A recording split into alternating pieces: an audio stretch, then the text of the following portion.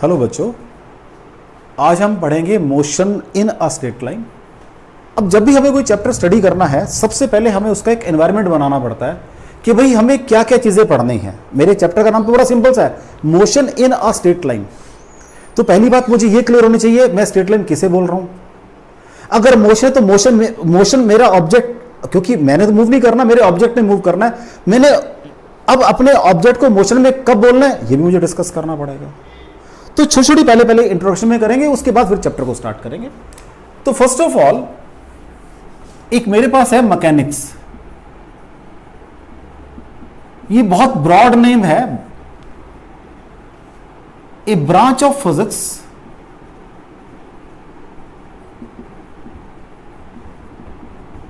which deals with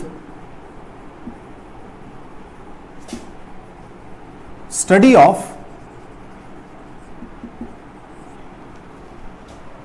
state of rest और motion of objects. कि अगर मोशन में है ऑब्जेक्ट या रेस्ट में है आपका ऑब्जेक्ट, दोनों की मोशन को मुझे क्या बोलना है, मैकेनिक्स बोलना है। मैंने क्या कहा बच्चों आपको, जो मैकेनिक्स है वो क्या है, branch of physics which deals with study of state of rest और मोशन ऑफ ऑब्जेक्ट्स। जो आपके ऑब्जेक्ट की स्टेट ऑफ रेस्ट को या मोशन को बताएगी, दैट इज मैकेनिक्स। इसके फर्दर तीन पार्ट्स हैं बेटा। एक स्टैटिक है, means object at rest, object at rest. इसमें सारे ऑब्जेक्ट एट रेस्ट को स्टडी करेंगे। एक मेरे पास काइनेमैटिक्स है, काइनेमैटिक्स, इसमें हम ऑब्जेक्ट इन मोशन होंगे।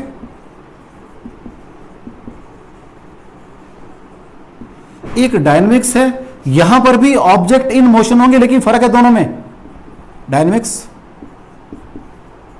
ऑब्जेक्ट इन मोशन होंगे यहां पर भी बच्चों, लेकिन अब दोनों में फर्क है। दोनों सेम लग रही है मुझे तो, लेकिन दोनों में फर्क है। यहां पर cause of motion is not counted, is not counted, cause of motion is not counted, cause of motion is counted, मुझे वो भी ध्यान रखना पड़ेगा। is counted, counted means is taken care, उसको भी साथ साथ ध्यान रखना पड़ेगा मुझे। तो मैंने क्या करना है बेटा, मैकेनिक्स की बात करनी है, क्योंकि मेरे चैप्टर का नाम है motion in a straight line, that is under the heading of broad heading of mechanics. तो मुझे पहले मैकेनिक्स की बात करनी है। मैकेनिक्स क्या है, स्टेट ऑफ रेस्ट और मोशन को जो बताएगी आपकी ऑब्जेक्ट्स की, दैट इज मैकेनिक्स। उसमें तीन पार्ट हैं, ये सिर्फ रेस्ट वालों को बताएगी और ये मोशन वालों को बताएगी। यहां पर मुझे कॉज ऑफ मोशन नहीं चाहिए, क्यों हो रही है मुझे नहीं, आई एम लिस्ट बॉदर्ड, मुझे तो सिर्फ मोशन है तो मुझे इसको स्टडी करना है बस।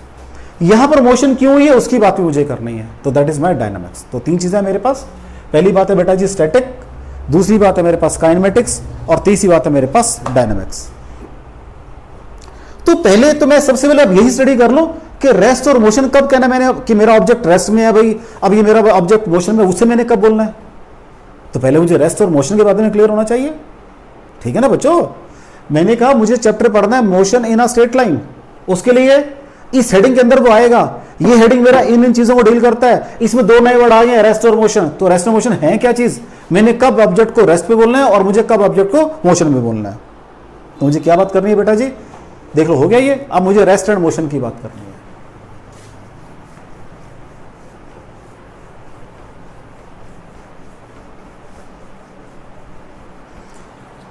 मुझे किसकी बात करनी है, रेस्ट एंड मोशन की बात करनी है। रेस्ट एंड मोशन क्या होते हैं उसकी बात करनी है बेटा जी। अब मुझे rest and motion, rest, an object is said to be in a state of rest if its position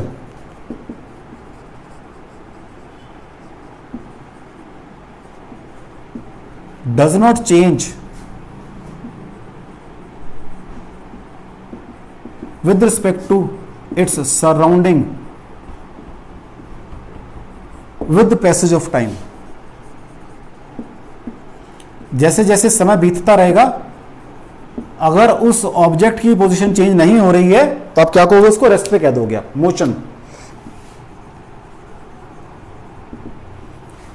an object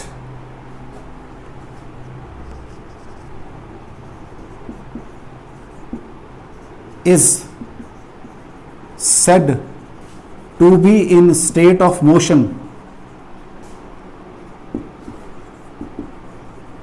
if its position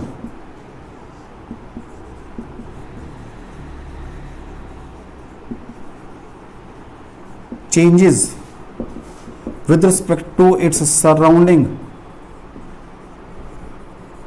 with passage of time, with passage of time. ठीक है बच्चों, दो चीजें मेरे पास, rest और motion. Does not change, changes with respect to, with respect. ठीक हो गया बेटा। अब मुझे इसको क्लियर करना है आपको कि भाई ये है क्या चीज। मेरे पास अपना ही लाइफ के एक्सपीरियंस का एक बहुत बढ़िया एग्जांपल है।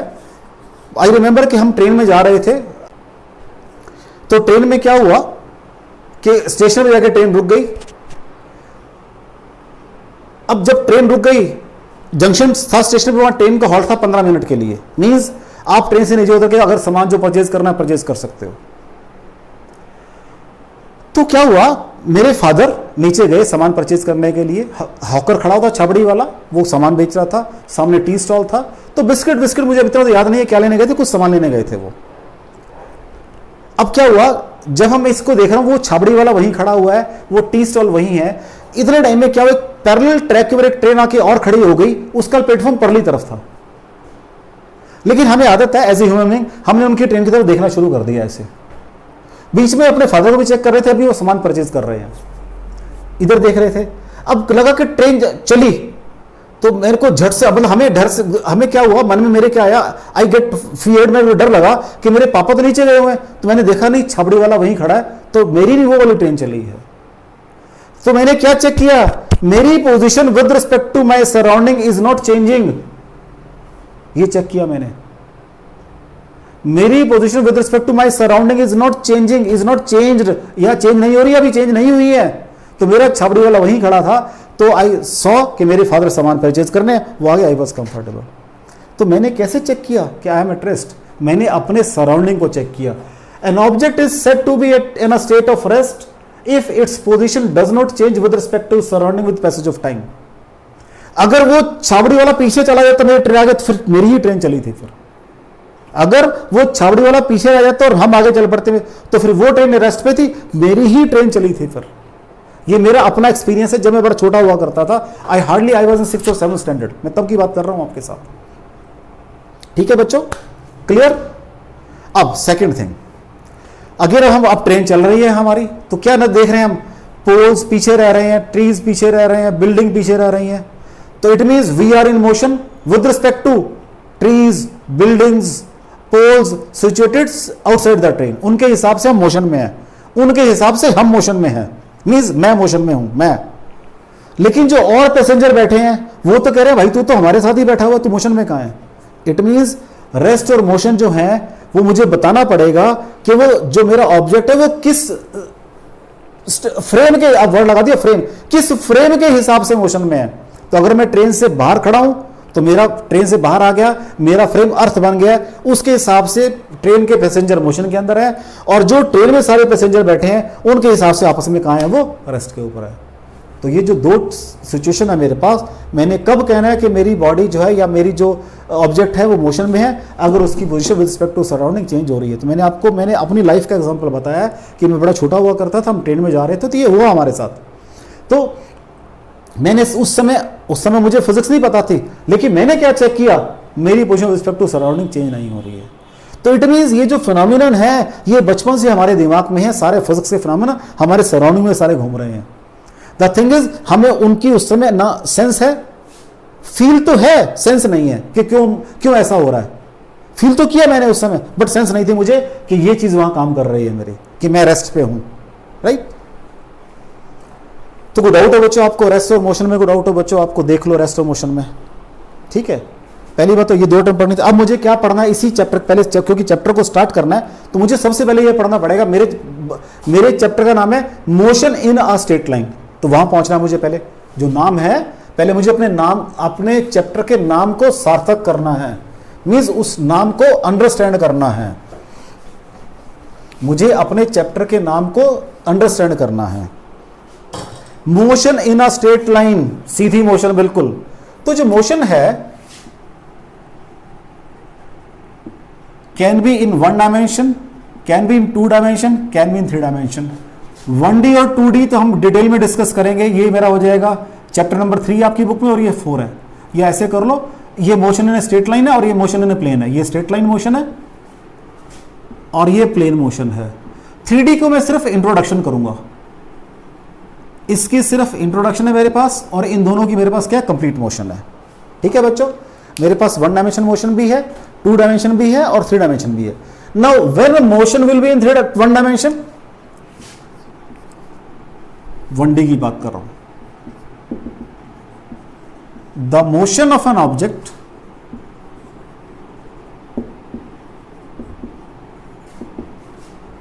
Can be in 1 dimension if only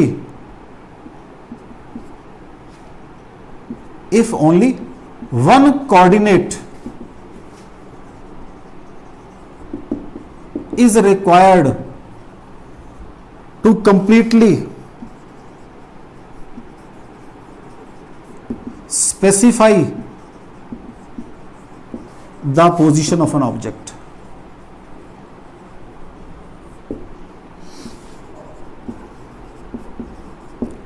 ठीक है बच्चों जी, मैंने कहा सीधे जाओ 50 मीटर, वहां पर एक ऑब्जेक्ट पड़ा, उसको उठाकर वापस ले आओ। मैंने कहा सीधे जाओ, सीधे मीन्स स्ट्रेट लाइन में जाओ, means only 1 axis is required. तो मैंने कहा इफ ओनली 1 कोऑर्डिनेट और पैरामीटर इज रिक्वायर्ड। कोऑर्डिनेट और एक वर्ड हो रहा है, और पैरामीटर, कोऑर्डिनेट और पैरामीटर, और parameter is required to completely specify the position object. तो अगर मेरी मोशन अलोंग स्ट्रेट लाइन है, that is 1 dimension motion. If my motion is on a floor, फर्श के ऊपर है, the motion of an object is set to be या can be in 2 dimension if only 2, if two, not only, if 2 word आएगा, if 2 coordinates are required to completely specify the position of an object. अगर 2 चाहिए मुझे तो मेरी क्या बन जाएगी, वो 2D। तो अगर मैं फ्लोर पे चल रहा हूं तो मेरी मर्जी में टेढ़ा मेढ़ा भी चल सकता हूं। पहले तो मुझे रेस्ट्रिक्शन लगा दी थी, लाइन बना दी थी मेरी, सीधे चलना मैंने। अब now no restriction, I can move this way also. तो that is my 2 dimension motion. An insect crawling on the globe, globe की सरफेस है 4πr², that is 2 dimension motion. कोई इंसेक्ट है, वो ग्लोब पड़ा मेरे टेबल पे, उस पर क्या कर रहा है, क्राउल कर रहा है, that is 2 dimension motion. If 3 coordinates are required to completely specify position, अगर मेरी मोशन स्पेस के अंदर है, जैसे कोई पतंग उड़ा रहा हूं मैं, दैट इज इन स्पेस, या कोई आसमान में एरोप्लेन जा रहा है, दैट इज इन स्पेस, तो कौन सी मोशन बन जाएगी, वो आपकी 3 डायमेंशन मोशन बन जाएगी। तो अगर आपको 1 कोऑर्डिनेट चाहिए, दैट इज 1 डायमेंशन मोशन। अगर आपको 2 कोऑर्डिनेट चाहिए, दैट इज 2 डायमेंशन मोशन। और अगर आपको 3 कोऑर्डिनेट चाहिए, that is your 3 dimension motion. तो मैं इसकी फिगर बना सकता हूं जो आपके दिमाग में बड़े आराम से बैठ जाएंगी। पिक्टोरियली मैं इसको ड्रॉ कर सकता हूं मोशन को। अगर मैंने किसी बॉडी को रिलीज कर दिया ऊपर से नीचे आने के लिए, कौन सी मोशन हो गई भाई, ये 1 डायमेंशन। अगर एक स्मूथ पाथ है, बिल्कुल smooth path, that is 1 dimension motion. अगर ये पैराबोलिक पाथ है, 2 डायमेंशन मोशन। अगर ये सर्कुलर पाथ है, अगेन 2 डायमेंशन मोशन। ये पार्टिकल बनाया, पार्टिकल मूव कर रहे हैं। अगर मैं ऐसे मूव कर रहा हूं, ऐसे भी घूम रहा हूं और आगे भी जा रहा हूं, दैट इज हेलिकल मोशन। तो this is my 3D motion, this is 3D motion, ये 2D मोशन है और ये 1D मोशन है। देख लो बच्चों, मैंने क्या कहा, ये 1D मोशन है, वो 2D है, ये 3D मोशन है। ये सीधा रास्ता है, सीधा रास्ता, सीधा रास्ता। ये घूमने वाला रास्ता है, ये भी घूमने वाला है, ये घूम के साथ साथ आगे भी जा रहा है। तो 2 तो मुझे चाहिए घूमने के लिए कोऑर्डिनेट, 2 कोऑर्डिनेट, और एक आगे चलने के लिए चाहिए, 3 कोऑर्डिनेट्स के अंदर मुझे चाहिए। सो If the motion of an object is represented by one coordinate only, that is one dimension motion. If by two coordinate, that is two dimension motion. If by three coordinates, that is your three dimensional motion. तो 1 2 3 dimensional motion में कोई doubt हो बच्चों आपको? क्योंकि मुझे यहाँ पर अभी इस चैप्टर में जो मैंने स्टार्ट किया, यहाँ 1D पढ़नी है, नेक्स्ट प्लेन के चैप्टर में मुझे 2D और 3D दोनों पढ़नी है मुझे। ठीक है बच्चा? अब मोशन तो पढ़नी है, अब मोशन भी अलग अलग तरह की होगी, वो भी देखते हैं। रब कर रहा हूं बेटा मैं इसको, अब मोशन रब कर रहा हूं बच्चों, मोशन भी अलग अलग तरह की होगी बेटा मेरे पास, वो भी देखना है मुझे।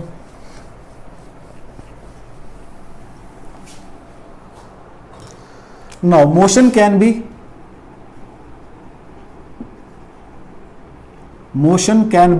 हाँ जी, रेक्टिलिनियर एंड ट्रांसलेशन या ट्रांसलेटरी, एक ही बात है, translatory. Number 2 circular and rotatory. Third oscillation and vibratory. Oscillation vibration कर दो या ऑसिलेटरी एंड वाइब्रेटरी कर दो, एक ही बात है, oscillatory and vibratory. Oscillatory word लगा रहा हूं मैं, TORY एंड वाइब्रेटरी। हाँ जी, कब मुझे ये, मतलब अब देखो थोड़ा सा लिटिल बिट मोर केयरफुल, मतलब इमोशन एक ही है, उसे कब ये बोलना है कब ये बोलना है, अगली टाइप में कब ये बोलना है कब ये बोलना है। अभी देखो यहां पे एक मेरे पास एक रिजिड बॉडी है, ये एक रिजिड बॉडी है मेरे पास, ठीक है, ये एक रिजिड बॉडी है भाई, स्टार की शेप दी ताकि फिगर मेरे से आराम से बन जाए, इसलिए मैंने स्टार की शेप दी है इसको। अदरवाइज कोई और शेप दूंगा तो उसको बनाना मुश्किल हो जाएगा मेरे लिए। ये शेप है, देखो ये पॉइंट 1 है, ये 1 डैश कर दिया मैंने, ये 2 कर दिया, ये 2 डैश कर दिया, ये 3 कर दिया, ये 3 डैश कर दिया, ये 4 किया, ये 4 डैश किया, ये 5 किया, ये 5 डैश किया, ये 6 किया, ये 6 डैश किया। चेक कर लो 6 से 6 का डिस्टेंस, 5 से 5 का डिस्टेंस, 4 से 4 का जो मैं क्लियरली बना पाऊंगा डिस्टेंस, एक तो 1 से 1 का डिस्टेंस मैं क्लियरली बना पाऊंगा और एक 2 से 2 का डिस्टेंस क्लियरली बना पाऊंगा मैं यहाँ पर। ठीक है बच्चों, ये दोनों डिस्टेंस बराबर है, अदरवाइज 3 ने यहां से यहाँ डिस्टेंस चला है, 5 ने वहां से चला है, सब ने डिस्टेंस, या चाहो तो डिस्टेंस इनके बना लो, इसका डिस्टेंस बना सकता हूं मैं यहां से लेकर ये डिस्टेंस। डिफरेंट पॉइंट्स ने आगे आगे चलते हुए सेम डिस्टेंस अगर ट्रेवल किया है तो मैंने क्या किया है, ट्रांसलेटरी मोशन की है भाई। मेरे कमरे में एक टेबल पड़ा हुआ, मेरा स्टडी टेबल, मैंने खिसका दिया उसको तो चारों लेग्स ने बराबर डिस्टेंस आगे चला है, दैट इज ट्रांसलेटरी मोशन। अगर ये ऑब्जेक्ट बड़ा छोटा सा होता मेरा, ये एक और मुझे एक ही डिस्टेंस नजर आता, दैट इज रेक्टिलिनियर मोशन। अगर ये, अब एक नया नाम दे रहा हूं, अगर ये पॉइंट ऑब्जेक्ट है, अभी बताऊंगा ये भी क्या है, अभी तो मेरा चैप्टर ही चल रहा है, चैप्टर की इंट्रोडक्शन चल रही है, नए नए शब्द आ रहे हैं, मैं उन शब्दों को क्लियर कर रहा हूं। सबसे पहले ये मेरी क्या है, रिजिड बॉडी है, अगर तो रिजिड बॉडी है तब तो बढ़ाएगा ट्रांसलेटरी मोशन, और अगर मेरे पास है क्या चीज बच्चों, पॉइंट ऑब्जेक्ट है, तब आएगा ट्रांसलेटरी मोशन, और अगर मेरे पास पॉइंट ऑब्जेक्ट तो वर्ड क्या आएगा, रेक्टिलिनियर मोशन। तो अगर मेरे पास छोटा सा ऑब्जेक्ट है जिसकी डायमेंशन बहुत नेग्लिजिबल है, एज ए पॉइंट काम कर रहा है, तब उसी आगे चलने की मोशन को मैंने क्या बोलना है, स्ट्रेट लाइन के अलोंग रेक्टिलिनियर बोल रहा है। अगर ये तो मुझे क्या बोलना है, ट्रांसलेटरी बोलना है, सर्कुलर और रोटेटरी। अगेन अगर तो मेरे पास रिजिड बॉडी है, बहुत बड़ी बॉडी है, ये बहुत बड़ी बॉडी है, मैंने इसको यहां रस्सी से बांध दिया, तो जब घुमाऊंगा मैं इसको तो इस सर्कल में मूव करेगा ये वाला पार्टिकल, और जो ये पार्टिकल है, थोड़े से मैं इसको ऐसे बना देता हूं, ऐसे, तो जो ये पार्टिकल है इसको ऊपर लिखता हूं पॉइंट ऑब्जेक्ट।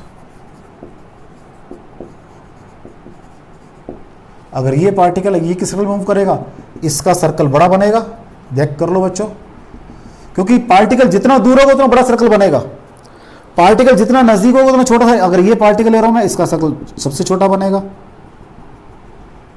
छोटा सर्कल बनेगा। तो अगर पार्टिकल दूर था, एक सर्कल मैंने ये बनाया बच्चों दूर वाला, एक मैंने ये बनाया छोटा सर्कल इस पार्टिकल का, और एक मैंने ये बनाया सर्कल आपका इस पार्टिकल का, 3 सर्कल बनाया मैंने। तब तो है ये रोटेटरी मोशन। अगर मेरे पास क्या थी, रिजिड बॉडी है। अगर यही मैं एक पत्थर बांध के धागे से घुमाऊंगा, that is my circular motion. तो अगेन, अगर पॉइंट ऑफ पत्थर मीन्स पॉइंट ऑब्जेक्ट, अगर ये मेरे पास पॉइंट ऑब्जेक्ट है तो कौन सी मोशन है बेटा, सर्कुलर मोशन है। और अगर रिजिड बॉडी है तो कौन सी है, रोटेटरी मोशन है। ठीक हो गया बच्चों। यहां पर अगर रिजिड बॉडी थी तो ट्रांसलेटरी, सीधा चल रहा था यहां पर मैं, और अगर पॉइंट ऑब्जेक्ट है तो रेक्टिलिनियर। यहां पर अगर रिजिड बॉडी है वो घूम रही है तो रोटेटरी, अगर पॉइंट ऑब्जेक्ट तो वो circular. In the same way, अगर मेरे पास एक मैंने बॉडी बांधी हुई, इसको घुमा ऐसे, इसको क्या बोलते हैं, ऑसिलेशन, लेकिन मैं बोलूंगा इसको to and fro motion. If amplitude of to and fro motion is large, तो क्या बोलेंगे इसको, ऑसिलेशंस। क्या बोलेंगे, ऑसिलेशन और oscillatory motion. If amplitude is small, अगर एम्पलीट्यूड स्मॉल है तो मैंने इसको क्या बोलना है, वाइब्रेटरी मोशन। राइट बच्चों, अगर स्मॉल है इसी चीज को ये नाम देना है, लार्ज में ये नाम देना है और स्मॉल में ये नाम देना है। तो ये मोशन है, ये मैं आपके लास्ट के चैप्टर, मेरे पास वेव्स एंड मोशन, वहां जाके पढ़ूंगा। ये मेरे पास अलग से एक 7th चैप्टर है, ये मेरे पास सर्कुलर मोशन, और ये सारी मेरे पास कहां आ जाएंगी, आपकी लॉज ऑफ मोशन में आ जाएंगी 5th चैप्टर में। ये मैंने पहले चैप्टर में पढ़नी है, तो सारी ही मोशन मैंने पढ़नी है। तो इसलिए मैंने अभी कहा आपको कि मैं जो चैप्टर शुरू कर रहा हूं वो पहला चैप्टर है, that is motion along a straight line, और वो मैकेनिक्स के अंदर आएगा। अब मैकेनिक्स के अंदर मैंने डिफरेंट बात करी है, क्योंकि पहले मैं टर्म्स से अपने आप को अवगत तो करा लूं, मींस एक्वेंटेड तो कर लूं, पहले मैं टर्म्स को तो सीख लूं कि मुझे रेक्टिलिनियर बोलना है या ट्रांसलेटरी बोलना है, सर्कुलर बोलना है या रोटेटरी बोलना है, ऑसिलेटरी बोलना है या वाइब्रेटरी बोलना है। ठीक है बच्चों, ये टर्में समझ आ रही है सारी आपको। हो सकता है कि आपसे कोई एग्जाम में ना पूछे ये, लेकिन मुझे इन टर्म्स से अपने आप को एक्वेंटेड करवाना है, मुझे इन टर्मों को सीखना है कि मुझे ये टर्म कहां लगानी है और मुझे ये टर्म कहां लगानी है। तो कोई डाउट हो बच्चों इसके अंदर, कोई डाउट हो बच्चों इसके अंदर, चले आगे। देखो जी,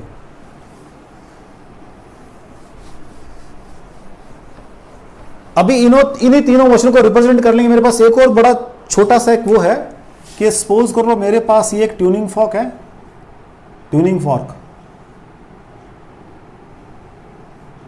ये आप लैब में यूज करोगे, ये शेप है। मैं इस सारे को ही उठा के आगे ले गया थोड़ा सा, राइट। तो ये पॉइंट यहां से चल के यहां चला गया, ये पॉइंट उठ के आगे चला गया, तो सारे ये मान लो ए है, ये बी है, तो ये ए डैश बन जाएगा, ये बी डैश, ये सी और C dash. That is a translatory motion. Again अब यही वही ट्यूनिंग फॉर्क है, ये इसका वो है, मैंने सारे को घुमा दिया ऐसे। ठीक है जी,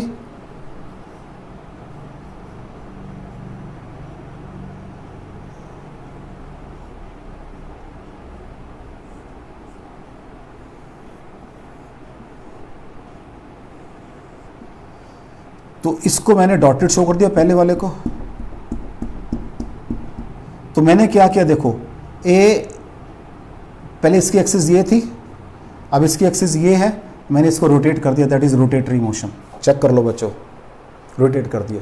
थर्ड केस एक और बना देता हूं मैं, जब मैं इस ट्यूनिंग फॉर्क को एक रबड़ पैड से स्टक करता हूं, ये भी हम एक्सपेरिमेंट करेंगे 11th क्लास के अंदर जलास में जाके, तो ये वाइब्रेट करते हैं लाइक दिस, ऐसे इधर को प्रॉन्ग्स वाइब्रेट करते हैं इसके, और वो जो वाइब्रेट करेंगे वो मुझे नजर नहीं आएंगी, इसलिए मैंने वर्ड लगा दिया वाइब्रेशन। अगर नजर आती तो मैं लगा देता वर्ड इसको ऑसिलेशन। तो this is vibratory motion, this is vibratory, this is rotatory, this is translatory. तो अभी 3 वर्ड लिखे थे मैंने, ट्रांसलेटरी, रोटेटरी, वाइब्रेटरी। ठीक है बच्चों, क्लियर।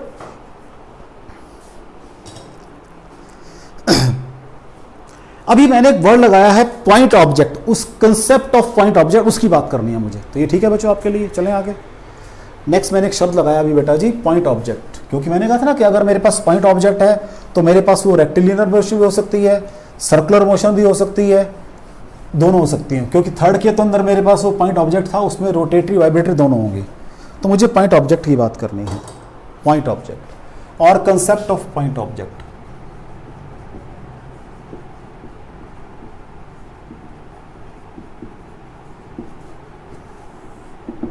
पहले लिखा हूं फिर समझा रहा हूं। इफ डिस्टेंस कवर्ड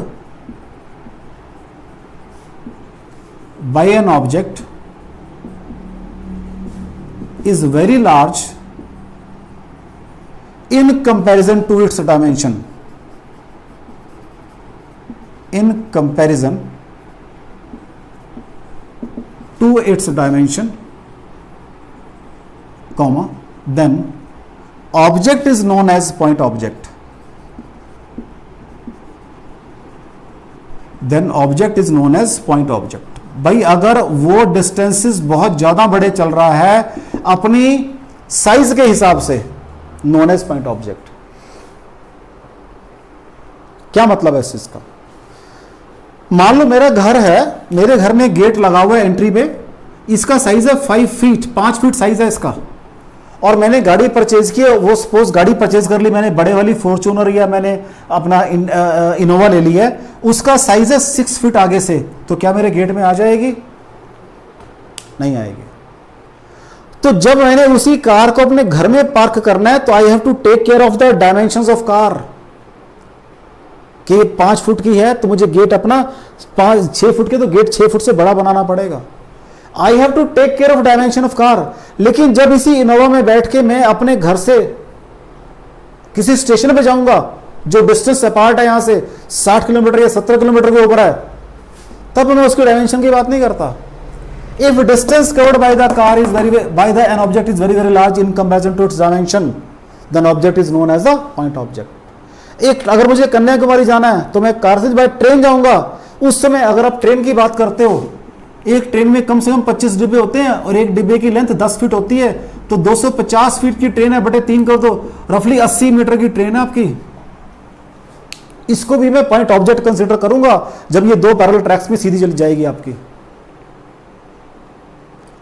अगर ये ट्रेन जे.एंड.के से कन्याकुमारी जा रही है, it is considered as point object. मैंने वही लिखा है, if distance covered by an object is very very large in comparison to its dimension, then object is considered as point object. ठीक है बच्चों, कोई डाउट हो उसके अंदर? चलो एक एग्जांपल लेते हैं। एक गिलास, कांच का गिलास है, मैं खड़ा हूं अपने, मेरी 10 स्टोरी बिल्डिंग है, 10 स्टोरी बिल्डिंग है, उसके ऊपर मैं खड़ा हूं और यहां से मेरे हाथ से गिलास नीचे छोड़ गया। और सेकंड केस ये, मैं अपने घर में स्टडी टेबल के ऊपर बैठा हुआ था, स्टडी टेबल के ऊपर जिसकी हाइट सिर्फ 27 इंच होती है बेटा, नीचे जो स्टडी टेबल है आप माप लेना उसको मेजर कर, तो उसकी हाइट 27 इंच होती है, और जो मेरा गिलास है उसकी लेंथ भी तो 4-5 इंच होती है। तो अगर तो मेरा गिलास ये टेबल पे से नीचे गिरा, can not be considered as point object. लेकिन अगर 10 स्टोरी बिल्डिंग और एक स्टोरी की हाइट होती है 10 फीट, मीन्स 100 फीट की हाइट से गिरा है, 100 फीट मीन्स 1200 इंचेस की हाइट से गिरा है, 1200 इंच, और साइज था गिलास का 5 इंच, तो can be considered as point object. वही गिलास है, अगर तो 10 स्टोरी बिल्डिंग से गिर रहा है तो पॉइंट ऑब्जेक्ट, अगर मेरे घर में टेबल से गिर रहा है तो नॉट पॉइंट ऑब्जेक्ट, क्योंकि मेरी टेबल की हाइट कितनी है? 27 इंच, गिलास का साइज कितना है? 5 इंच, ये हाइट कितनी है? 1200 इंच। कितना था साइज गिलास का? 5 इंच। तो 1200 के हिसाब से मैं 5 नेग्लेक्ट कर सकता हूं, 27 के हिसाब से मैं 5 को नेग्लेक्ट नहीं कर सकता, तो वही गिलास यहां पॉइंट ऑब्जेक्ट नहीं है, यहां पॉइंट ऑब्जेक्ट है। तो सबसे पहले I have to be clear कि मैंने अपने ऑब्जेक्ट को पॉइंट ऑब्जेक्ट कहां कंसीडर करना है, मींस कहां उसके डायमेंशन के बारे में बॉदर नहीं करना है। वही कार जब मैंने घर में खड़ी करनी थी तो मुझे उसके डायमेंशन के बारे में बॉदर करना पड़ा, सोचना पड़ा कि कार की डायमेंशन बड़ी है, गेट छोटा, अंदर नहीं आ पाएगी। लेकिन जब मैं सड़क पे निकल गया तो मैं उसके डायमेंशन को बॉदर नहीं किया। तो कंसीडर हो रहा बेटा point, concept of point object. कोई डाउट हो बेटा इसके अंदर? चलें आगे, आगे देखो बच्चों।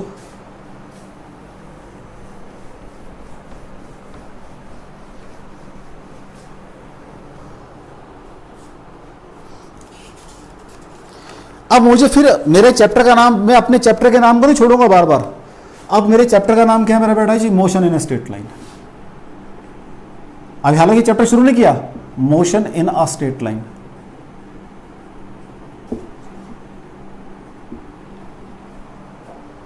मेरे चैप्टर का नाम क्या है बेटा? Motion in a straight line. अब when an object moves along a straight line, along a straight line, it occupies a definite position at each instant of time. क्या लिखा मैंने, देखो ध्यान से।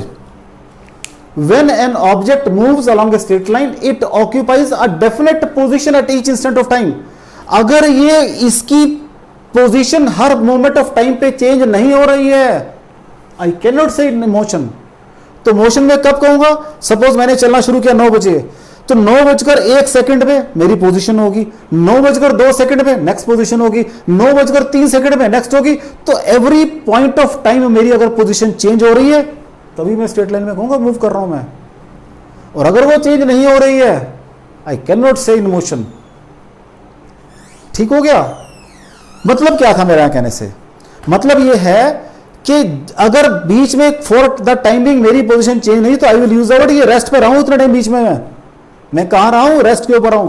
तो मुझे पढ़नी है motion in a straight line पढ़नी है।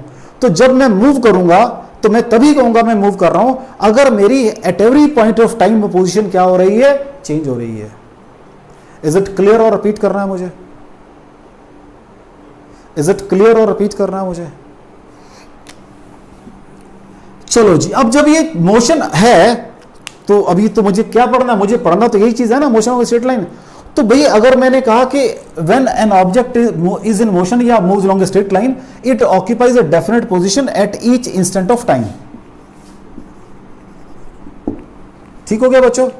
अब जब ये बातें हैं तो मुझे, जब आप मान लो कोई मेरा ऑब्जेक्ट मोशन के अंदर है, तो मुझे ये फिर कैलकुलेट करना आना चाहिए कि डिस्टेंस को मैंने कैसे काउंट करना है या उसके टाइम को कैसे काउंट करना है। ये दोनों बातें मुझे आनी चाहिए। फिर मैं बार बार, अभी चैप्टर शुरू नहीं हुआ मेरा, मैं तो इस चैप्टर की इस लाइन तक पहुंचने की अभी उसके लिए मैं भी फाइट कर रहा हूं सारा। तो मैंने क्या कहा है? मोशन इन स्ट्रेट लाइन मुझे पढ़ना है। मैंने कहा कब कहूंगा मैं? जब ये सिचुएशन होगी। अब ये सिचुएशन भी चलो आ गई मेरे पास, तो मुझे दो चीजें काउंट करनी है, एक डिस्टेंस और एक टाइम काउंट करना है। कह रहा उसको मैं मेजर कैसे करूंगा? पहले वो तो सीख लूं मैं, उसके बाद ही तो बात करूंगा फिर आपके साथ। लो जी,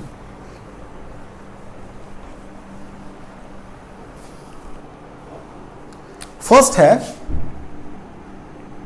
origin, unit and direction of position measurement.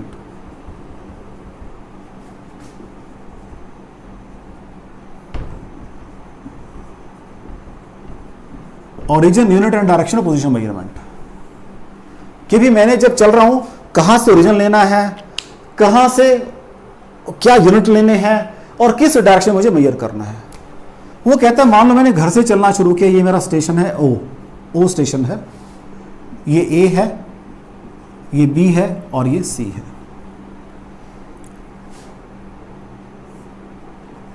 ए है और ये मेरे लास्ट मैंने सी पे पहुंचना है। भाई इसका डिस्टेंस सपोज कर लेते हैं मेरा 80 किलोमीटर है, ये डिस्टेंस 40 किलोमीटर है और लास्ट का डिस्टेंस सपोज 70 किलोमीटर या 110 किलोमीटर कर दो, एक ही बात, राइट। इट मीन्स यहां एक्स कितना है? 80 किलोमीटर। यहां एक्स कितना हो जाएगा? 120 किलोमीटर। और यहां एक्स कितना हो जाएगा? 230 किलोमीटर। ठीक है बच्चों जी, चेक कर लो। मैंने डिस्टेंस बीच के लिखे थे अभी ये, तो मैंने उसको स्केल में कन्वर्ट कर दिया कि मैंने डिस्टेंस यहां से काउंट करना शुरू किया 0, ये 80, 120 और 230। कोई डाउट है बच्चों इसके अंदर? कहां से काउंट करना शुरू किया? यहां से काउंट किया मैंने। अभी देखते हैं। अब मैं लैंग्वेज चेंज कर लेता हूं अपनी, ये बीच वाला जरूरत नहीं है बेटा मेरे को, क्योंकि बीच का गैप चाहिए था, मैंने मार्क कर लिया वो। अगर मैं डिस्टेंस यहां से काउंट करूं तो फिर x0 ये होगा, x40 होगा और ये कितना बन जाएगा? 40 + 110, x 150 किलोमीटर ये होगा, जो भी लेना है, मीटर किलोमीटर जो हार्डली मैटर। और ये कितना बन जाएगा, x is equal to -80 kilometre. देखो अब क्या चीज आ गई यहां पर, इट मींस जहां से मैंने डिस्टेंस को काउंट करना शुरू करना है उसके टुवर्ड राइट पॉजिटिव लेना है और टुवर्ड लेफ्ट नेगेटिव लेना है। तो आज मुझे पता लग गया भाई, मैंने क्या कहा, मुझे वन डायमेंशनल मोशन स्टडी करनी है। जब मैं चलूंगा तो every point of time I will occupy some position. तो इसका मतलब मुझे अपनी पोजीशन मेजर करनी है विद टाइम। तो वो मेजर कैसे करनी है, मेरे पास कोई ओरिजिन होगा मेरी मोशन के अंदर, उससे टुवर्ड राइट डिस्टेंस पॉजिटिव होगा, टुवर्ड लेफ्ट क्या होगा, नेगेटिव होगा। अगर यहां से, अब मेरा ओरिजिन यहां भी हो सकता था, मेरा ओरिजिन यहां भी हो सकता था, तो मैंने ओरिजिन को शिफ्ट किया है, तो क्या शिफ्ट करने से कोई फर्क पड़ा, वो चेक करते हैं। इन दो स्टेशन के बीच का गैप 80 किलोमीटर, इन दो का गैप 120 किलोमीटर, इन तीन का 230, इन दो का 150, इन दो का 110, ठीक हो गया, नीचे आ गया। इन दो का गैप वही 80 किलोमीटर है, इन दो का गैप वही 40 है, इन दो का 120 है, इन तीनों का 150 है, इन दो का 110 है, चेक कर लो, सॉरी 150 है, चेक कर लो, कोई फर्क नहीं पड़ा। पहली बात, और distance measured toward right of origin are taken as positive while a distance measured toward left of origin are taken as positive. And number 2, shift of origin does not change gap between two stations, and shift of origin does not change gap between two stations. ये बात clear हो रही है बच्चों आपको? And distance between two stations does not change, shift of origin does not change gap between two stations. तीन बातें मैंने कही आपके साथ कि पहली बात, कहीं भी शिफ्ट कर सकते हो, distance toward right positive, toward left negative, और अगर आप ओरिजिन को शिफ्ट कर रहे हो तो उससे कोई फर्क नहीं पड़ेगा। Second thing, origin in direction of time measurement. भाई टाइम की बात करनी है मैंने, अब इसी फिगर में नीचे टाइम लगा देता हूं मैं, फिगर तो एक ही रखनी पड़ेगी ना मुझे। Suppose I started at 9 AM in the morning, 9 AM, 11 बजे मैं यहां पहुंच गया, 12 बजे मैं यहाँ पहुँच गया, और 2:30 पे मैं यहाँ पहुँच गया PM, ठीक है। तो ये T0 मान लो बच्चों पहले मैं, ये 2 घंटे हो जाएंगे, ये 3 घंटे, और ये T कितने हो जाएंगे, 4.5 घंटे, 4.30। अगर ओरिजिन यहाँ शिफ्ट कर दिया तो T0 यहाँ होगा, T 1 घंटा यहाँ हो जाएगा, T 3.5 घंटे यहाँ हो जाएंगे, और टाइम गलत लिया मैंने, ये 2 घंटे, 3 घंटे, 3 और 5.5 घंटे, राइट। तो T0 यहां लिया, 1 घंटा था, 3, 2.5, 4.5, और ये T is equal to -2 hours. Check कर लो बच्चों को डाउट हो, कोई गड़बड़ कहीं हो सकता है मेरे से गलती होगी मेरा बेटा, क्योंकि सिंपल कैलकुलेशन है, कोई मैथ नहीं है इसके अंदर, सिंपल कैलकुलेशन है। तो ये T0 2 घंटे बाद, 3 घंटे बाद, 5.5 घंटे बाद, T जब यहां ले आया तो 1 घंटे बाद, 3.5 घंटे बाद, और ये -2 घंटे बाद। अगेन, अगर मैं टाइम के ओरिजिन को शिफ्ट कर रहा हूं यहां से यहां, तो गैप तो सेम है बिल्कुल, ये 1 घंटा है, ये 2.5 घंटे है, ये 2 घंटे है, इन दो का कितना है, 3 घंटे है, इन तीनों का 5.5 घंटे है, इन दो का अगेन 2 घंटे है, इन दो का अगेन 3 घंटे है, -2 मींस टाइम बीत चुका, माइनस मींस बीत चुका टाइम, 2 जमा 3 घंटे, सेम टाइम है। अगेन, अगर आप ओरिजिन ऑफ टाइम एक्सिस को कहीं शिफ्ट करते हो, सॉरी, पहली बात, time toward right of origin is taken as positive, toward left is taken as negative. Number 2, origin of time axis can be shifted to any point on the time axis. Number 3, shift of origin does not change time interval between two stations. वो भी यहां भी change नहीं हो रहा है। कोई doubt हो बच्चों इसके अंदर आपको? तो मैंने क्या कहा, मुझे motion along a straight line पढ़ना है। उसके लिए जब मोशन कब होगी मेरी स्ट्रेट लाइन में, अगर मैं at every point of time कुछ किसी पोजीशन को ऑक्यूपाई करूंगा, इट मीन्स मुझे पोजीशन टाइम दोनों पढ़ने हैं, दोनों मेजर करने हैं। अब उनको कैसे मेजर करना था मैंने वो सीखा है यहाँ पर। कोई डाउट हो बच्चों इसके अंदर? देख लो, चले आगे। अभी तक मैंने आपका चैप्टर शुरू नहीं किया बेटा जी, चले आगे। लो जी,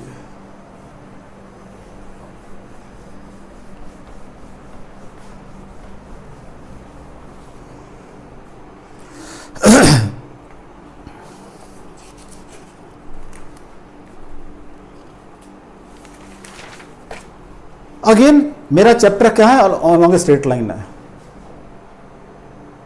अब इस चैप्टर को स्टार्ट करने से पहले मुझे एक टॉपिक छोटा सा करना पड़ेगा।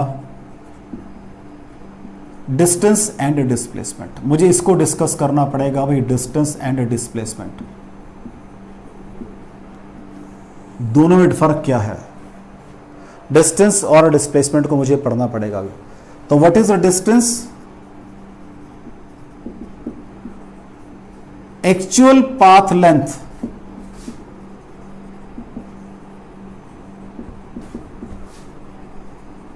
ट्रेवर्स्ड बाय द ऑब्जेक्ट, और व्हाट इज डिस्प्ले, पहले दोनों लिख रहा हूं फिर अभी दोनों को क्लियर करूंगा। डिस्प्लेसमेंट, ठीक है। The shortest path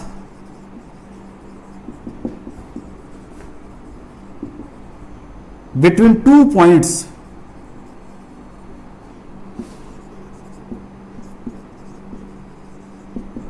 in a particular direction, in a particular direction, क्या मतलब है भाई? इन चीजों को मुझे समझना है भाई। अब पहली बात तो क्या है, actual path length traverse by the object is known as distance, the shortest path PATH between two points in a particular direction is known as displacement. पहले तो मुझे इसको सीखना है, अभी देखते हैं। एक फिगर बनाते हैं क्योंकि फिगर से चीजें क्लियर होती हैं बेटा। ये चीजें तो मान लो मैंने क्या कहा, ये फिगर है मेरी, ये भी फिगर है, मैं A से B पर गया और वाया C गया भाई। What is the distance path length? Path length कितना बेटा जी? AC plus C is my path length, ठीक है। अब ये A और B है, A और B को मैं फिर यहां, चलो कहा यहां तो इसको रफ ये फिगर मैंने दोबारा फिर ऊपर बना ली बेटा, मैंने फिर फिगर ऊपर बना ली और ये फिगर बना ली। ये मैं A से B पर जाना है भाई। एक रास्ते में सपोज करो एक नाला है या एक वो है नदी है और पुल बना हुआ है यहां पर, यहां पुल बना हुआ है, तो मैं ये रास्ता भी फॉलो कर सकता था। ये रास्ता नंबर 1 है ऊपर वाला तो वाया C, और एक रास्ता ये बनाया मैंने, ये रास्ता 2 है। अब इन दोनों में से शॉर्टेस्ट पाथ कौन सा है? 2 नंबर वाला है shortest path between two points. मैंने कुछ कई दफा बच्चे ऐसे याद कर लेते हैं, the shortest path between two points is known as displacement. गलत, इन दोनों में ये शॉर्टेस्ट पाथ है। मैंने वर्ड लगाया है इन ए पर्टिकुलर डायरेक्शन, और एक और वर्ड भी लगा सकते हो अलॉन्ग ए स्ट्रेट लाइन। तो सीधा रास्ता तो भाई ये जाता है, तो ये जो थर्ड बनाया मैंने ये डिस्प्लेसमेंट है 2 वाला। हालांकि यहां कोई पुल नहीं बना हुआ इसके ऊपर, यहां तो पुल बना हुआ था इस नदी के ऊपर, यहां पुल भी नहीं बना हुआ, लेकिन जहां पुल बना हुआ है अगर आप वहां से जा रहे हो तब भी आप पाथ लेंथ को कवर कर रहे हो। नो डाउट उससे वो छोटी पाथ लेंथ है, लेकिन वो डिस्प्लेसमेंट नहीं है। Displacement is shortest path between two points in a particular direction, सीधा बिल्कुल, तो वो ये थर्ड वाला पाथ बनेगा। तभी मैंने एक बीच में दरिया बनाया था, मींस नदी बनाई थी, ताकि और मेरा यहां पुल बना हुआ है तो मैं यहां से क्यों जाऊंगा, मेरे को ये छोटा रास्ता पड़ता है।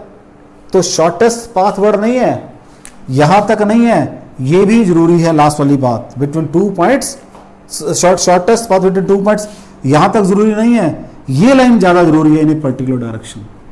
This is most important. तो आपको डिस्टेंस और डिस्प्लेसमेंट में डिफरेंस नजर आ रहा है बच्चों? आपको डिस्टेंस और डिस्प्लेसमेंट में डिफरेंस नजर आ रहा है बेटा? तो अब बेसिकली क्या, मेरी motion along a straight line है। अब जब स्ट्रेट लाइन है तो यहां डिस्टेंस और डिस्प्लेसमेंट दोनों बराबर होते हैं। जब डिस्टेंस और डिस्प्लेसमेंट दोनों बराबर होते हैं, और डिस्प्लेसमेंट क्या है मेरी, अभी आगे धीरे धीरे और चीजें क्लियर करेंगे हम लोग, वेक्टर क्वांटिटी है, मींस इसकी डायरेक्शन है बकायदा। तो मुझे क्या करना है, अब मुझे आगे जाके डिस्प्लेसमेंट को डील करना है। तो मुझे डिस्टेंस तो मैं पढ़ता आ रहा हूं, सब जगह डिस्टेंस मैंने पढ़ा है, डिस्प्लेसमेंट की मुझे फिर क्या कर लिखनी पड़ेगी, कैरेक्टरिस्टिक्स लिखनी पड़ेगी। डिस्प्लेसमेंट की क्या लिखनी पड़ेगी बच्चों, कैरेक्टरिस्टिक्स लिखनी पड़ेगी। तो मेरे को नेक्स्ट लिखना है characteristics of displacement, characteristics of displacements.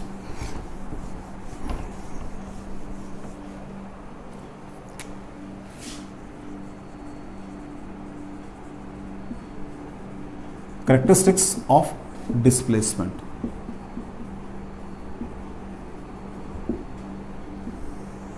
right? Characteristics of displacement.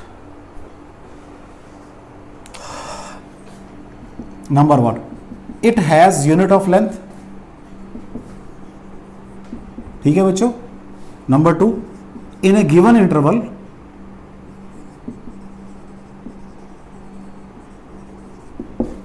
It can be positive, negative और जीरो, तीनों हो सकता है भाई। ये कैसे? पॉजिटिव कब होगा? अगर मैं सीधा जा रहा हूं भाई, आगे आगे जा रहा हूं सीधा, दैट इज पॉजिटिव। सर्कल में घूम रहा हूं, वापस वहीं आ गया, जीरो। मैं आगे गया और वापस यहां से यहां पहुंच गया, ओरिजिन से इधर आ गया, नेगेटिव। पहले यहां गया था, घूम के वापस आ गया, दैट इज नेगेटिव। तो ये पॉजिटिव है बच्चों, ये जीरो है, और ये क्या है? नेगेटिव है। ठीक है बच्चों, it can be positive, negative और जीरो। ये एक वेक्टर क्वांटिटी है बच्चा, it is a vector quantity. तो अगर आपने वेक्टर के बारे में डिटेल में डिस्कस करना है तो मैंने लेक्चर अपने साइट पे डाले हुए हैं, वहां वेक्टर सर्च मारो, वन स्टॉप। मेरे चैनल का नाम है वन स्टॉप फिजिक्स, ये मेरे चैनल का नाम है। तो अगर आप इसको सर्च मारोगे, वेक्टर्स डालोगे, तो आपको वेक्टर की पूरे मैंने 5 लेक्चर बना के डाले हुए वेक्टर्स के, तो वहां आप उसको गो थ्रू कर सकते हो। What is the meaning of vector quantity? It is a vector quantity, right बच्चों। और क्या इसके बारे में हमें पता बच्चा?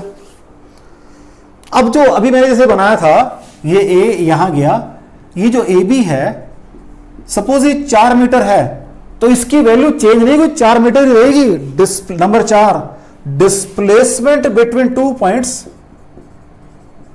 Displacement between 2 points has unique value, वो चेंज नहीं होगी बच्चों जी। हालांकि डिस्टेंस चेंज हो सकता है, उधर से कहां से भी आ सकता हूं। देखो ये मान लो ये भी 4 है, ये भी 4 है, डिस्टेंस तो 8 हो गया। अगर यहां से आ गया कम हो जाएगा, यहां से आया और कम हो जाएगा, यहां से आया और कम हो जाएगा। डिस्टेंस की वैल्यू वेरी कर सकती है, लेकिन जो डिस्प्लेसमेंट है उसकी वैल्यू क्या रहेगी? यूनिक रहेगी। अब it does not depend upon choice of region, मैं पढ़ चुका हूं along a straight line. Straight line means displacement. It does not depends upon choice of region, कि मुझे कहां से काउंट करना शुरू करना है। Choice of origin, it does not depends upon choice of region पे डिपेंड नहीं करता भाई ये। अब जो मैग्नीट्यूड 6 पॉइंट जो है, magnitude of displacement, displacement is, अगर तो अलग स्ट्रेट लाइन था तो वही डिस्टेंस है, वही डिस्प्लेसमेंट है, तो बराबर हो जाएंगे। अगर ये तो छोटा हो जाएगा, इज लेस देन और equal to distance, less than, और या पूरा वर्ड लिख देता हूं मैं, इज लेस देन और इक्वल टू डिस्टेंस। या तो डिस्टेंस से छोटा होगा, और अगर अगले स्ट्रेट लाइन तो दोनों क्या हो जाएंगे बच्चों? बराबर। तो 6 पॉइंट है, 1 2 3 4 5 6, ये इसकी करेक्टरिस्टिक्स एंड डिस्प्लेसमेंट की। आपके को डाउट हो बच्चों इसके अंदर? आपको डिस्प्लेसमेंट करेक्टरिस्टिक्स में को डाउट हो?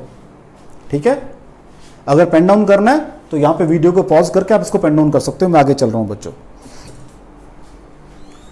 अब मुझे इस डिस्टेंस और डिस्प्लेसमेंट को थ्रू प्रॉब्लम्स अंडरस्टैंड करना है।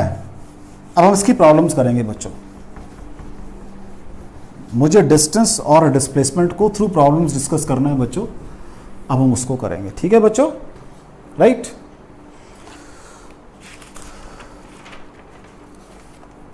पहले एक सिंपल सा न्यूमेरिकल ले लेते हैं, और क्या फिर थोड़ा टीडियस ले लेंगे। एक पार्टिकल है, एक पार्क है, उसमें सर्कुलर ट्रैक बना हुआ है, राइट। वॉक करने के लिए सर्कुलर ट्रैक बना हुआ है, ये this is circular track, walk करने के लिए बना हुआ है इसके अंदर।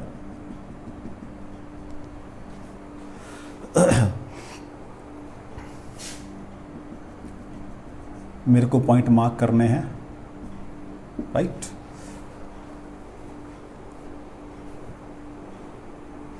अब सपोज कर लो इसमें यहां से एंट्री पॉइंट है, यहां से एंटर किए ए से, और ये कहीं भी चल सकते हो, चलो आप, ये बी है, ये सी है, ये डी है। Distance and displacement, distance and displacement during half circle means half circular path and full circular path, दोनों में निकालना है भाई, and full circular path.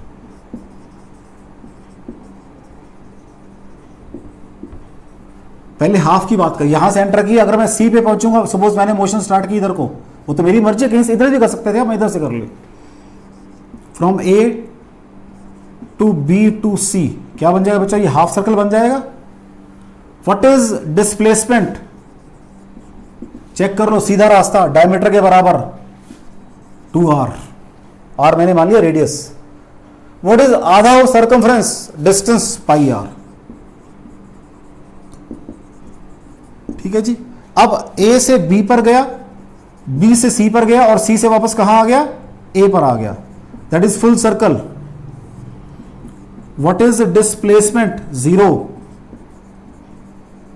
What is distance, कितना हो जाएगा, डिस्टेंस ट्रेवल्ड 2πr।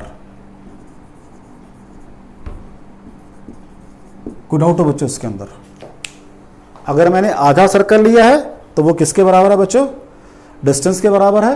सॉरी, आधा सर्कल में डिस्टेंस मेरा 2πr के बराबर है, डिस्प्लेसमेंट r के बराबर है, सॉरी हाँ 2r के बराबर है।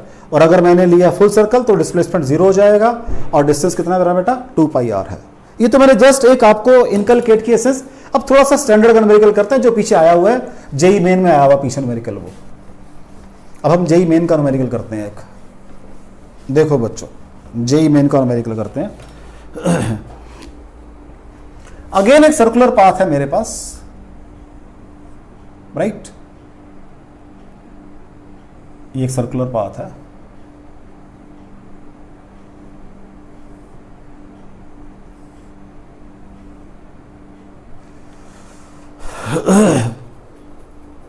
इसमें एक एंट्रेंस यहां पर बनी हुई है और एक एंट्रेंस यहां पर बनी है, 2 एंट्रेंस बनी हुई है इसके अंदर, ये 2 एंट्रेंस, सर्कुलर पाथ है, रेडियस r मान लेते हैं, ठीक है।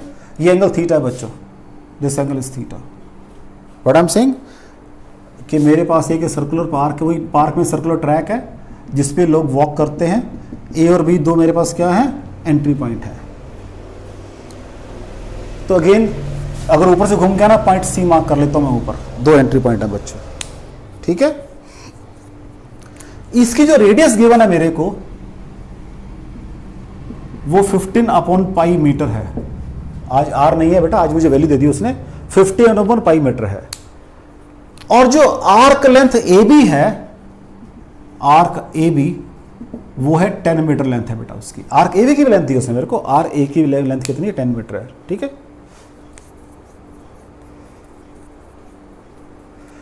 वो कह रहा है एक आदमी यहां से घुसा और यहां से घूम के, तो मुझे ए टू सी टू बी, मतलब ए से बी जाना, वाया सी जाना है, मुझे क्या निकालना है इसका, हाँ जी, डिस्टेंस और डिस्प्लेसमेंट निकालना है। मुझे ए टू सी वाया बी का डिस्टेंस और डिस्प्लेसमेंट निकालना है। ये न्यूमेरिकल आपका जेई मेन का न्यूमेरिकल है भाई, ठीक है बच्चों। मैं क्या कह रहा हूं, एक सर्कुलर पाथ है मेरे पास, एक पार्क में सर्कुलर पाथ बना हुआ है, उसका रेडियस मुझे दिया हुआ है 15/π, ठीक है। आर्क लेंथ वो कह रहा मेरी आपकी 10 मीटर की है, राइट। अगर ये हो तो डिस्टेंस, मुझे डिस्प्लेसमेंट बताओ। अगर मैं ए से बी जाना चाहता हूं वाया सी, इसको कैसे करेंगे। अब मैंने पहला न्यूमेरिकल किया था आपके जस्ट एक सेंस इनकलकेट करने के लिए। लो जी सॉल्यूशन देखो, इसका सॉल्यूशन देखो बच्चों, इसका सॉल्यूशन अगर आप करना चाहते हो तो पहले वीडियो को पॉज कर लो, मैं रुक जाता हूं, ठीक है। आप उसको करके फिर आगे चला लो, मैच कर लेना उसको। हम ये पढ़कर आए हैं, what is theta, angle, that is arc upon radius, right. और what is radius, that is arc by angle. कोई डाउट हो बच्चों इसके अंदर? ये कंसेप्ट लगाऊंगा मैं इसके अंदर। एंगल जो है वो आर्क बाय रेडियस है, तो फिर रेडियस क्या है, आर्क बाय एंगल। हाँ जी, मेरी आर्क कितनी है, ए सी बी है, आर्क ए सी बी, या पहले करते हैं ए बी दी हुई है मुझे, आर्क ए बी कर लेते हैं पहले, आर्क ए बी। इसका एंगल कितना है बेटा, थीटा, मुझे पता नहीं है। नेक्स्ट पूरे सर्कल की कितनी होती है आर्क, 2πr, एंगल कितना होता है 360 डिग्री सर्कल का एंगल। ठीक है जी, ये बात क्लियर हो रही है आपको मेरा बेटा जी। अब आर्क ए बी कितनी दी है उसने मुझे 10 metre by theta is equal to 2 pi, what is are 15 by pi metre divided by 360। इसको फर्दर सॉल्व कर देते हैं। 10 बाय थीटा, ये पाई कट गया मेरा बच्चा जी, 30 आ गया ऊपर, नीचे 360 आ गया, यहां से थीटा सॉल्व करो 120 मीटर आ जाएगा बच्चों। पहली बात देख लो, थीटा कितना आ गया 120 मीटर आ गया बच्चों जी। अब मुझे निकालना है डिस्टेंस एंड डिस्प्लेसमेंट निकालना है भाई, डिस्टेंस एंड डिस्प्लेसमेंट दोनों निकालने हैं भाई मुझे। तो व्हाट इज डिस्टेंस, वो तो ये होएगा, अब आर्क एसीबी व्हाट इज, अगर ये एंगल 120 डिग्री है मेरा बच्चा, रिमेनिंग 240 रह जाएगा, 240 is equal to 2 pi R, circumference की पूरी आर, 2 पाई आर बाय 360। तो आर्क ACB अपॉन 250, ये 2 pi what is are 15 by pi by 360, और यहां से आर्क जो ACB है आपकी वो क्या आ जाएगी बच्चों सॉल्व करके 30 बन जाएगा, 30 और ये 2 जा और ये 3 जा 10 कितनी हो जाएगी 20 मीटर हो जाएगी आर्क आपकी। चेक कर लो भाई, तो डिस्टेंस तो मेरा कितना आ गया 20 मीटर। अब निकालना है डिस्प्लेसमेंट। देखो जी डिस्प्लेसमेंट, डिस्प्लेसमेंट ये है बच्चों ए बी के बराबर, तभी ट्रायंगल बना रहा हूं मैं यहां पर, सॉरी, क्योंकि एंगल है 120 डिग्री का बीच का एंगल, ये बन जाएगा 60 डिग्री का, ये दिया मुझे 15 बाई पाई रेडियस दी हुई है, ये है ए, ये है बी, इसको ओ मान रहा हूं, ये point D. What is A D, हाँ जी बच्चों, what will be A D in triangle, पहले चलो in triangle A O D, हाँ जी क्या निकाले, ए डी के इस ट्रायंगल का परपेंडिकुलर है अपॉन हाई, साइन बनेगा तो sine theta perpendicular upon hypotenuse H Y P T, perpendicular बन रहा है आपका A D, what is hypotenuse 15 by pi, क्योंकि ये मुझे दिया हुआ है 15 अपॉन पाई दिया हुआ है बच्चों। तो what is A D 15 by pi sine of 60 degree, 15 by pi sine of 60 क्या होता है √3/2 AD, AD को डबल कर दो, what will be AB 2AD, तो ये 15√3 डिवाइडेड बाय पाई आ जाएगा। This will be your displacement. ये आपका जेई मेन का न्यूमेरिकल है बच्चों। मैंने आपको पहले न्यूमेरिकल में सिर्फ एक सेंस दी थी कैसे कैलकुलेट करना है, सर्कमफ्रेंस को कैसे डील करते हैं, वो एक सेंस दी थी मैंने आपको सिर्फ एक। ठीक है बच्चों, कोई डाउट हो उसके अंदर? एक और न्यूमेरिकल करते हैं इसका, ठीक है, रब कर रहा हूं बेटा मैं इसको।